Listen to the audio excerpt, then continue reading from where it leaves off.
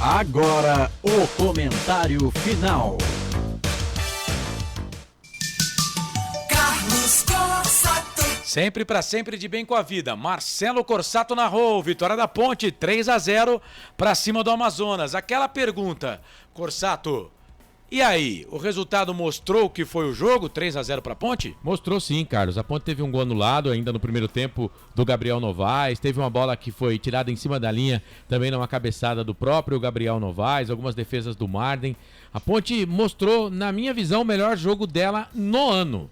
Foi o melhor jogo da Ponte Preta na temporada, esse jogo contra a equipe do Amazonas, que até tentou, mas não conseguiu fazer frente à Ponte Preta, que hoje estava inspirada. Numa noite com 4.446 torcedores, a Ponte Preta venceu o Amazonas pelo placar de 3-0. Gabriel Novaes marcou a 17 e a 34 e o Dodô fez o terceiro gol da Ponte Preta já nos acréscimos, a 49 minutos do segundo tempo. Ponte 3, Amazonas 0. O melhor em campo, Marcelo, quem foi? A gente elegeu o Gabriel Novaes, né?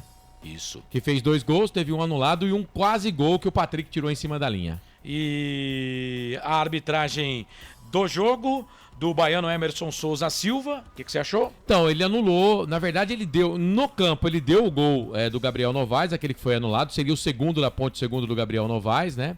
Mas o VAR anulou o gol, acusando uma falta na origem do lance em cima do Sassá. Eu achei que a atuação do árbitro foi boa. Legal. Mais da Ponte Preta amanhã, na Hora da Macaca, no nosso canal, no YouTube, Hora da Macaca. E no blog Planeta dos Macacos, você vai conferir as notas de jogador por jogador da Ponte Preta e também do treinador João Brigatti no site futebolinterior.com.br. Comentário final.